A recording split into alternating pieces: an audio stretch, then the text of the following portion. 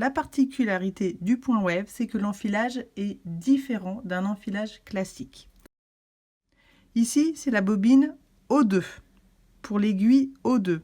Donc on voit que l'aiguille O2, son chemin est différent. On le voit par les mini flèches rouges ici. Elle va passer dans l'aiguille O1. Ici, pour le boucleur supérieur qu'on nomme UL, son chemin est différent aussi. Il va dans le chemin de O2, puis va prendre son chemin habituel. Le boucleur inférieur LL, lui, va suivre son chemin classique. Il faut bien mettre ici ce sélecteur sur Wave et le sélecteur sur B. Maintenant que j'ai bien étudié ma fiche, au niveau de mes réglages, j'ai bien une aiguille en O2. Mon sélecteur ici est sur Wave. Et l'autre sélecteur ici est bien sur B. La longueur du point est bien au minimum. Pour l'enfilage, comme d'habitude, je vais venir positionner le levier sur l'enfilage. Ensuite, je tourne le volant pour que les tuyaux s'engagent.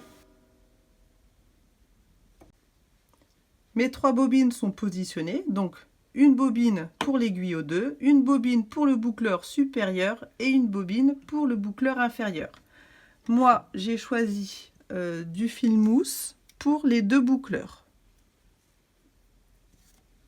Donc j'enfile O2, donc comme sur la fiche, je fais attention. Donc ici O2. Et O2, on l'a vu sur la fiche tout à l'heure, il va venir suivre le chemin de O1.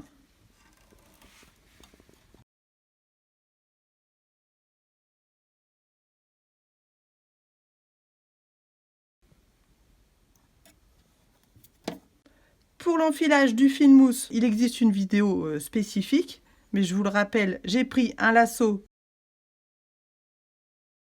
Je viens insérer l'extrémité dans le trou UL.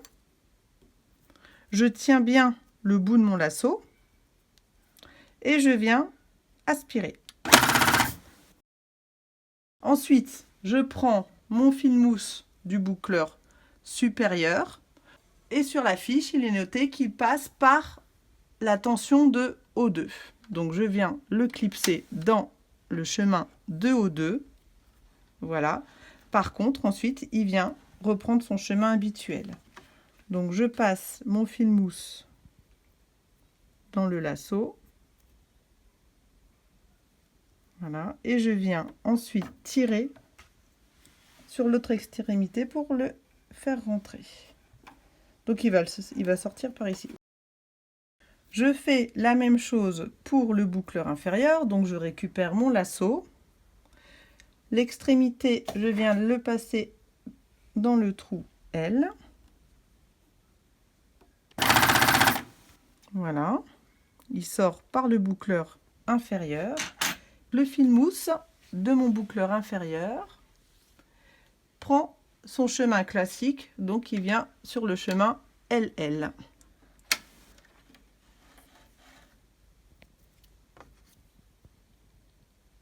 Je le passe dans le lasso et j'ai plus qu'à tirer sur le lasso pour le faire venir.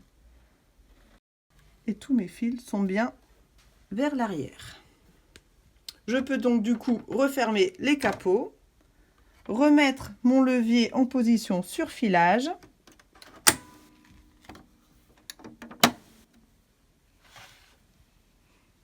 Je prends une chute de tissu, je lève le pied de biche et je peux venir le glisser dessous. Voilà, il n'y a plus qu'à lancer le point wave.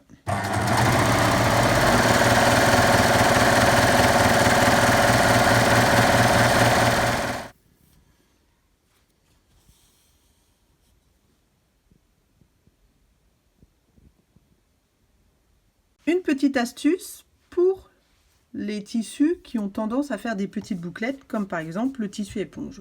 Donc là, je vais faire mon point wave directement sur le tissu éponge et on va voir qu'il ne va pas être très joli.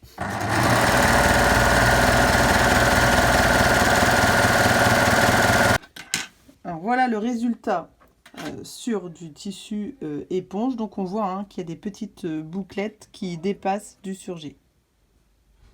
Ma petite astuce à moi, c'est d'utiliser soit de la vallon comme pour la broderie, soit un film plastique par exemple qui recouvre les imprimantes quand on les reçoit neuves. Donc là, je viens le placer au-dessus de mon bout d'éponge et je viens insérer tout ça sous le pied de biche. Voilà.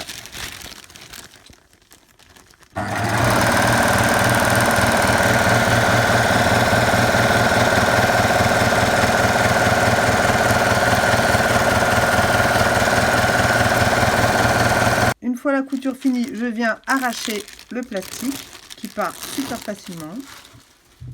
Et voici la différence donc ici sans le film plastique et avec le film plastique.